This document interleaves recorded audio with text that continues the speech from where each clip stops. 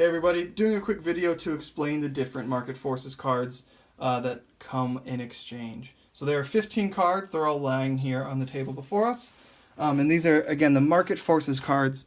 So these cards that are drawn at the end of every round. And so the first one here that we're going to see is the stable market. So the name is always up top. There's a little blurb here, just some of the context that's typically rooted in, a historical event or something that was actually affecting the market back in the late 1700s. And then down here, the most important part is the effect that will happen to the stock market this round.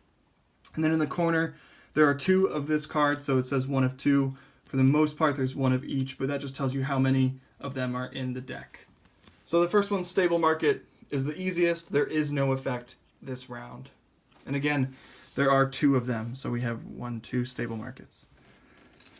The next one is the gaining influence card. And this is basically that, as the New York Stock Exchange began to grow, they continued to gain influence. And so the idea behind this is, it says all players' market influence increases from plus or minus 1 to plus or minus 2 this round.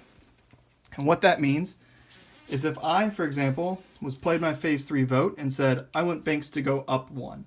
Instead of that being up plus 1, it's now going to be plus 2. Of course, the same would be true, minus 1 would become minus 2. And that becomes cumulative across everybody. So let's say I also had the lobbyist this round, or someone else made a similar vote. Now Banks is going up plus 1, 2, 3, 4. And that's going to be true for all stocks this round. And so what happens when the gaining influence card is drawn is sometimes the influence becomes so powerful that it makes the market really likely to flip, for the bubble to pop, because stocks are moving twice as far as you anticipated them moving. And there are two of those in the deck as well, so 2 gaining influence cards. The next one is the high demand. So high demand, this is one half of the law of supply and demand. So in this, you're going to add up the total quantity from phase 2 of each stock being bought.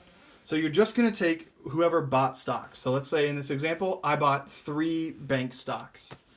That would be then 3 being bought. But if the person across from me bought 4 bonds, then bonds is being bought more than banks.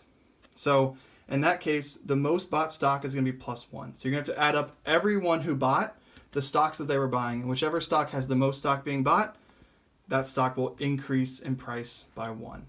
Now, as a note, you will not subtract away anyone who might have sold that stock. So even if I sold 4 and someone else, or if I bought 4 banks and someone else sold 2 banks, it's still being bought 4 times, just for clarity's sake.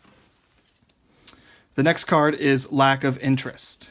And lack of interest is the inverse of high demand. So in this case, you're going to add up the total quantity from phase 2 of each stock being sold. And that stock will be minus 1. So these are sort of the law of supply and demand. If demand is high, the price is going to go up. And if demand is low and people are trying to sell, then the price is going to go down.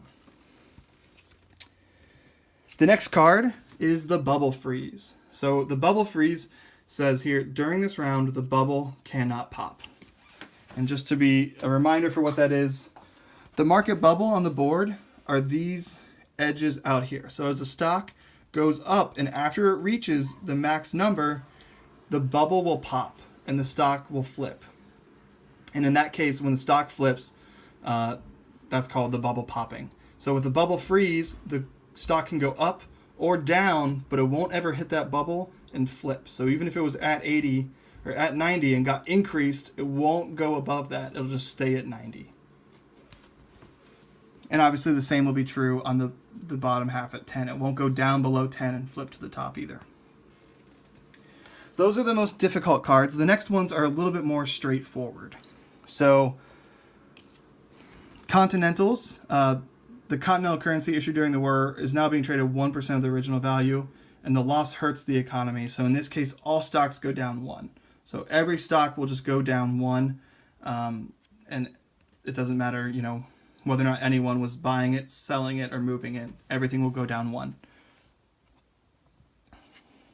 Newly minted, the copper coins that are distributed, simplified trade across state lines, boosting the economy. So all stocks go up 1.